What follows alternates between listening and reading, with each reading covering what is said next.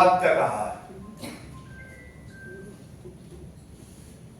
एक अभियुक्त जिसको सर्वोच्च न्यायालय ने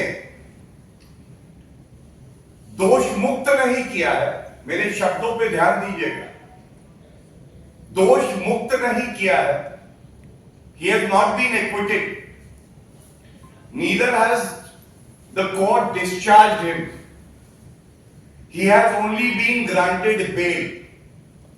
इस अभियुक्त को एक्विटल नहीं मिला है, इस आरोपी को डिस्चार्ज नहीं किया है न्यायालय ने। यह अभी भी एक आरोपी है, जैसे कट्टर बेईमान अरविंद केजरीवाल, कट्टर बेईमान मनीष सिसोदिया, वैसे ये भी कट्टर बेईमान आरोपी है। और सर्वोच्च न्यायालय का आदेश मैं लेके आया हूं। मैं इतना ही कहूंगा, बड़ी जिम्मेदारी से वरिष्ठ अधिवक्ता होने के नाते भी, जैसा मैंने कहा, ये बेल मिली और सर्वोच्च न्यायालय ने कुछ कंडीशंस लगा के ये जो भ्रष्टाचार युक्त अभियुक्त संजय सिंह है, इनको बेल दी। ये कंडीशंस क्या था? सबसे पहले तो मैं बता दूं कि जांच एजेंसी ने इन ऑल फेयरनेस ये न्यायालय पर छोड़ दिया कि वो क्या फैसला लेते हैं, क्योंकि कस्टडी की आवश्यकता आगे नहीं थी। और ये बात आदेश के पहले जो पृष्ठ है उस पर आई है, लेकिन जो बातें अब मैं आपसे कहने जा रहा हूं ये बड़ी महत्वपूर्ण है। संजय सिंह को बेल मिली और सर्वोच्च न्यायालय ने क्या कहा, मैं वो लाइन पढ़ के उसका हिंदी अनुवाद करूंगा। Learned counsel for the appellant states that the appellant Sanjay Singh will not make any comment with regard to his role in the present case। जो आरोपी हैं संजय सिंह, उनके अधिवक्ता ने कहा न्यायालय में कि अगर इनको बेल मिलती है तो बेल मिलने के बाद ये अपने रोल के बारे में जो ये केस है शराब घोटाले का, इस पर कोई टिप्पणी नहीं करेंगे। मैंने उनका साक्षात्कार कई न्यूज चैनल्स पर सुना और बड़ी जिम्मेदारी से मैं ये कहता हूं, ये जो पहली कंडीशन लगाई थी सर्वोच्च न्यायालय ने, इस कंडीशन को वायलेट किया है आरोपी संजय सिंह ने। बाकी तथ्य तो आपके समक्ष आ ही जाएंगे, क्योंकि साक्षात्कार चल रहे हैं सभी चैनल पे। पर दो तीन बातें जो हम आपके सामने बड़ी प्रमुखता से और जिम्मेदारी से रखते हैं, इस पे ध्यान दीजिएगा।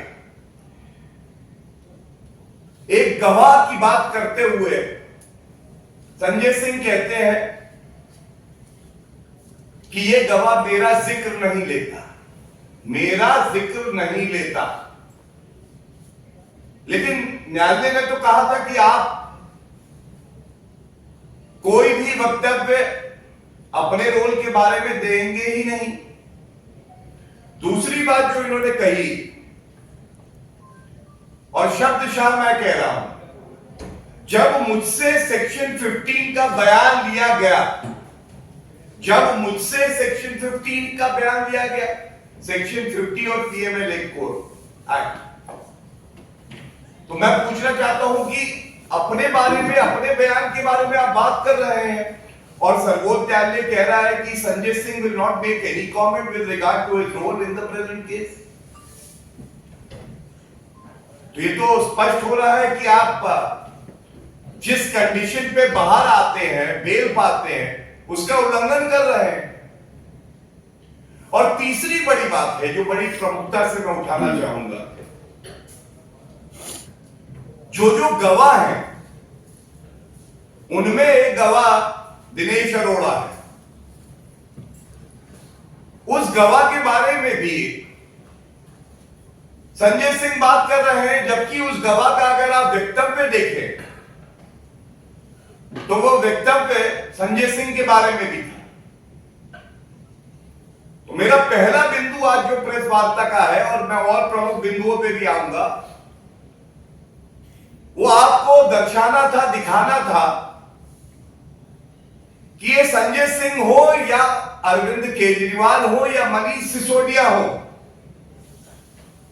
इनके चरित्र में, इनके डीएनए में संविधान को तार-तार करना और सर्वोच्च न्यायालय और बाकी न्यायालयों का अपमान करना, अवमानना करना। दूसरी बड़ी बात जो मैं उठाना चाहूंगा, जो संजय सिंह वक्तव्य भी दे रहे हैं,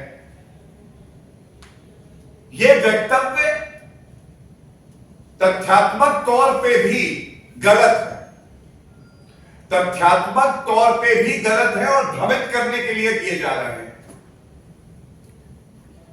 तीसरी बड़ी बात जो मैं कहना चाहता हूं कि क्या कोई आरोपी जो अभी अभी बेल से निकला है 6 महीने हिरासत में रहने के बाद, वो दूसरे आरोपियों को क्लीन चिट दे रहा है? बेईमानी की पराकाष्ठा देखिए।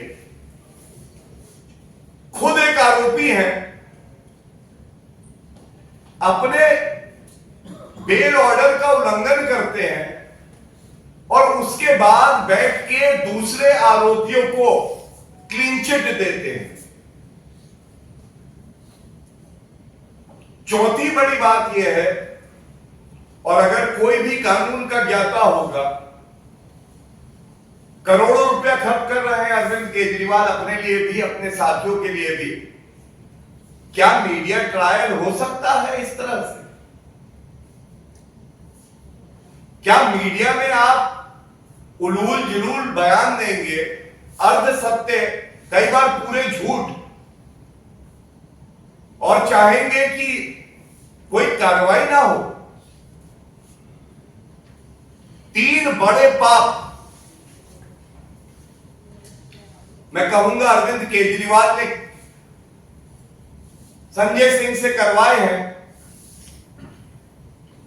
सबसे पहले तो मैंने बताया, न्यायपालिका पे उंगली उठाना और ये कहना कि शराब घोटाला है ही नहीं।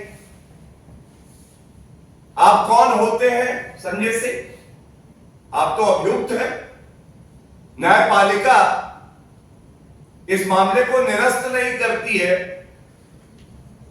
मनीष सिसोदिया को बेल नहीं मिलती है, अरविंद केजरीवाल जेल की सलाखों के पीछे है, और एक आरोपी कहता है कि कोई शराब घोटाला नहीं हुआ है।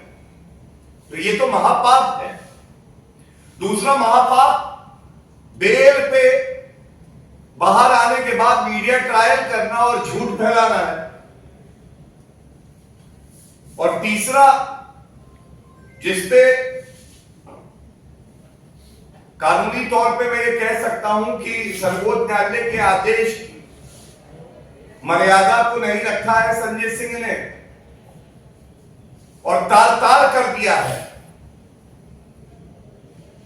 जो इस आदेश की भावना थी मूल। इसके परिणाम होंगे, और वो परिणाम बहुत गंभीर होंगे, क्योंकि कोई भी व्यक्ति जो बेल पर बाहर आता है और उसका अधिवक्ता अंडरटेकिंग देता है कोर्ट में, अगर उसका पालन वो व्यक्ति नहीं करता है, द कॉन्सिक्वेंसेस फॉलो। इसी आदेश में एक बात मैं और कहूंगा जो संजय सिंह को चाहिए थी कि जिसका संज्ञान ले। पहली बात तो वक्तव्य ही नहीं देना चाहिए था, लेकिन इसी आदेश में यह भी लिखा है कि we also clarify that we have not made any comments on the merits of the case. What does this mean? इसका मतलब जो टूटी हुई नाव लेके संजय सिंह निकले हैं, उस नाव पे कोई और सवार नहीं होगा, क्योंकि गुणवत्ता के आधार पे यह आदेश नहीं पारित हुआ है। यह आदेश पारित हुआ है क्योंकि एक कंसेशन दिया गया है, और ये केवल लागू होता है संजय सिंह पर। इसके बाद कुछ आरोप जो संजय सिंह ने अपने साक्षात्कार में लगाए हैं उनका उत्तर देना अति आवश्यक है। एक भ्रम फैलाया जा रहा है। संजय सिंह कह रहे हैं कि कोई प्रमाण ही नहीं है, शराब घोटाला तो है ही नहीं। मैं बहुत लंबा वक्तव्य ना देते हुए कुछ बिंदु आपके समक्ष रख देता हूं क्या क्या है। 6 चार्जशीट फाइल हुई हैं, 6, और 30 एक्यूज्ड पर्संस हैं, और ज्यादातर एक्यूज पर्संस को बेल नहीं मिली, जिसमें मनीष सिसोदिया 20 महीने से जेल की सलाखों के पीछे है और सर्वोच्च न्यायालय तक ने उनकी याचिका को निरस्त किया और रिव्यू पिटीशन को डिसमिस किया। संजय सिंह कहते हैं कि कोई साक्ष्य नहीं है, तो मैं उन्हें बताओ। साक्ष्य यह है कि ईडी ने सारा डॉक्यूमेंट्री एविडेंस फाइल किया कोर्ट में। ईमेल हैं जो घोटालेबाजों ने एक दूसरे को लिखे हैं, उनके व्हाट्सएप चैट्स हैं, उनकी वॉइस रिकॉर्डिंग्स हैं, उनके फोन्स का कॉल रिकॉर्ड है। ये जो आरोपी हैं उनकी लोकेशन है, कहां बैठ के रिश्वतखोरी करी, कहां घोटाला हुआ, ये लोकेशंस हैं। और इसके साथ साथ जो बैठक हुई है उनकी, उसका सारा ब्यौरा ये ईडी ने रखा है। अब आप बताइए, ये सारा प्रमाण जो मैंने आपको बताया विभिन्न कैटेगरी में ईडी न्यायालय के सामने रखती है, तो कैसे संजय सिंह कहते हैं कि कुछ भी नहीं। इसके साथ ही एक बड़ी अहम बात आपको बताना चाहूंगा। बार बार संजय सिंह कहते हैं कि जो बयान जांच एजेंसियों द्वारा लिए गए हैं, ये डरा धमका कर दबाव में लिए गए हैं। तो मैं आपको एक बात बता दूं, ये 164 के बयान हैं। अगर आप क्रिमिनल प्रोसीजर कोड समझे तो एक बयान होता है जो पुलिस के सामने लिया जाता है, इसमें कोई एविडेंटरी वैल्यू नहीं होती है, कोरॉबरेट जरूर हो सकता है। 164 का बयान क्या है?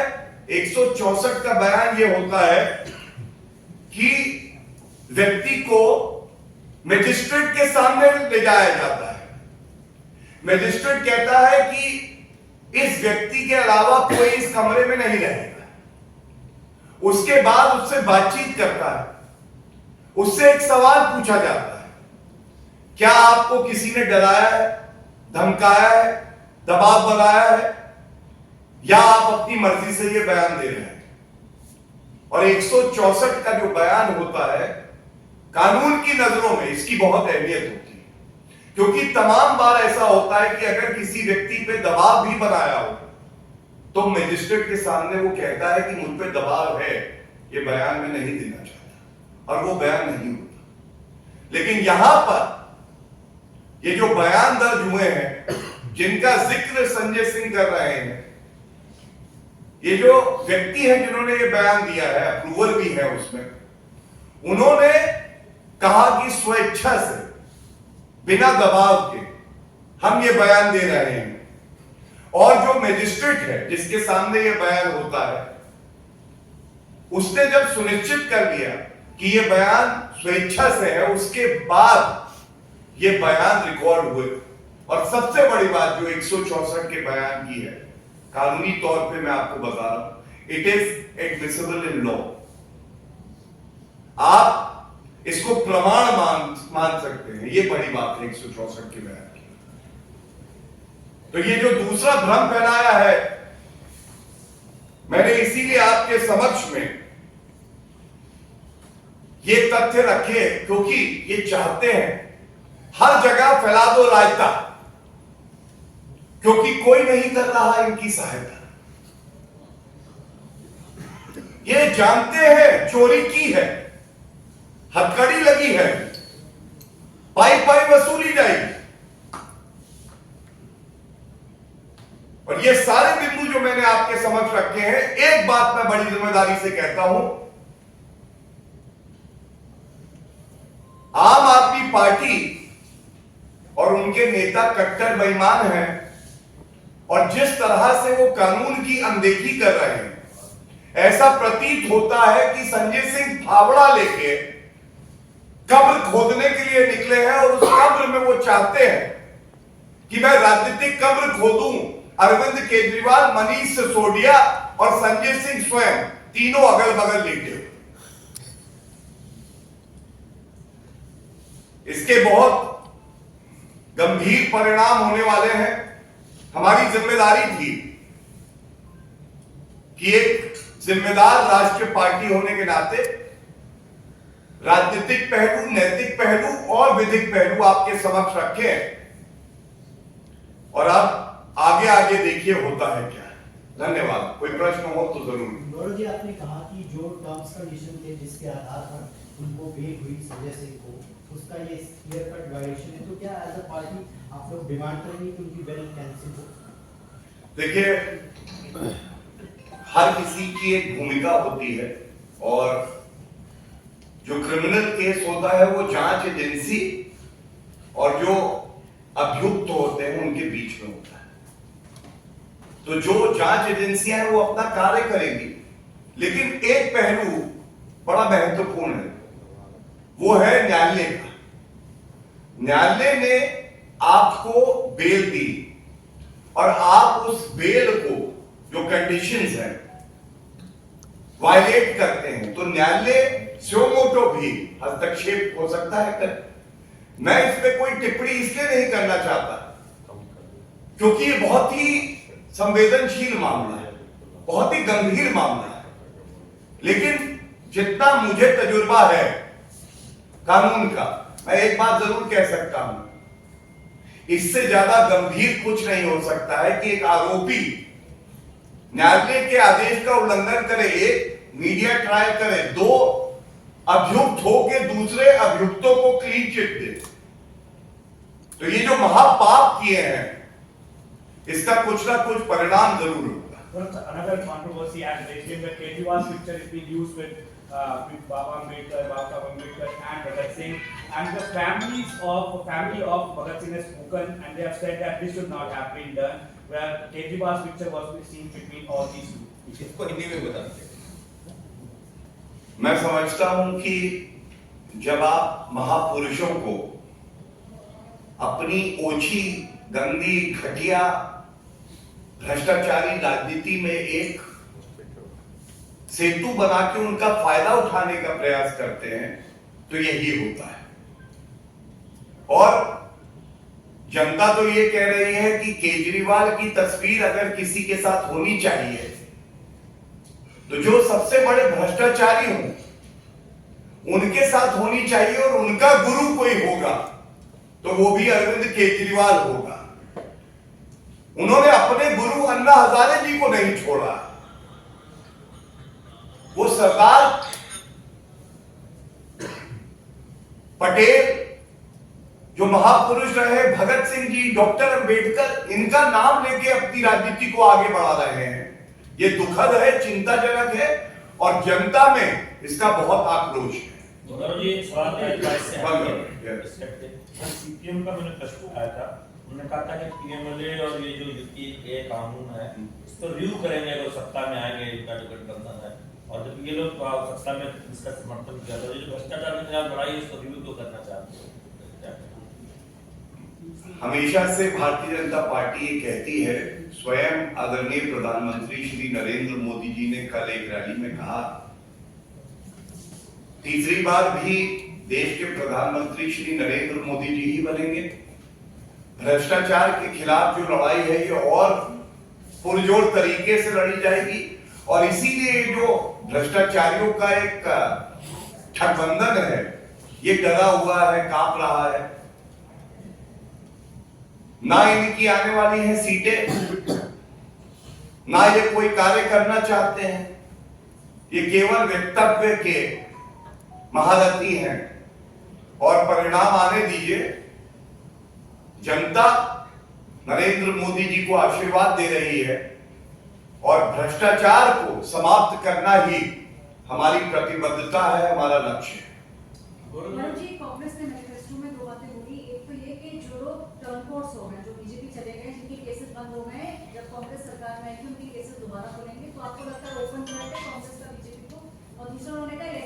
लॉन्चसाइड जितनी भी स्कीमों को खारिज किया गया उसको रिवाइव करना है। देखिए, कांग्रेस का मैनिफेस्टो अगर आप देखें तो ऐसा लग रहा है कि या तो जॉर्ज सोरोस के ऑफिस में बना है या कैम्ब्रिज एनालिटिका ने बना के भेज दिया और वो लोग पढ़ भी नहीं पाए उसे। मैं इतना ही कहूंगा, जो मुद्दे हैं जिसपे आपने भारतीय जनता पार्टी का विरोध किया, कम समय में थोड़ा अध्ययन मैंने किया। अनुच्छेद 370 का संशोधन हुआ, विरोध किया कांग्रेस पार्टी ने सीडब्ल्यूसी का रेजोल्यूशन में, लेकिन उनके मैनिफेस्टो में कोई जिक्र नहीं है। जनता जानना चाहती है, बहाल करेगी कांग्रेस या भारतीय जनता पार्टी की नरेंद्र मोदी जी की सरकार ने ठीक किया? सीए पे विरोध करते हैं, सीए पे कोई जिक्र नहीं है उनके मैनिफेस्टो पे। यूनिफॉर्म सिविल कोड का विरोध किया, ये सवाल पूछता हूं इस मंच से, यूनिफॉर्म सिविल कोड पे क्या मत है कांग्रेस पार्टी का? जनता जानना चाहती है। ट्रिपल तलाक एक अपराध बना, कांग्रेस ने बहुत वोट बैंक की राजनीति करने के लिए विरोध किया, लेकिन अपने मैनिफेस्टो में तो कुछ कहा ही नहीं। ये जो महाठग है ना कांग्रेस पार्टी, इनका चरित्र, इनका डीएनए ही यही है। ये एक कंफ्यूज्ड पार्टी है, एक केओटिक नेता द्वारा जो चलाई जा रही है।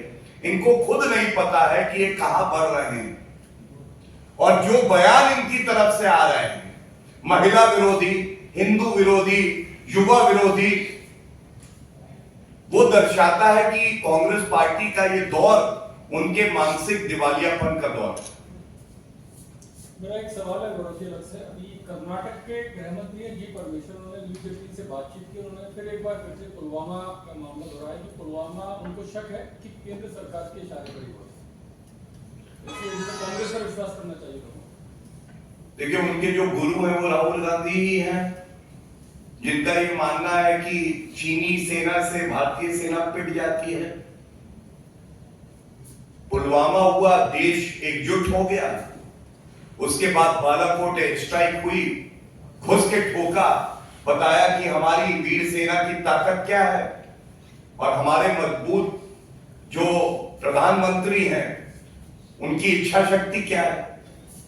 दूसरी तरफ ये जहरीली सोच जो देश को बांट रही है और राष्ट्रीय सुरक्षा के मुद्दों पर भी ये भारत की जनता, भारत की सेना और भारत की सरकार के साथ खड़ी नहीं हो पाती है।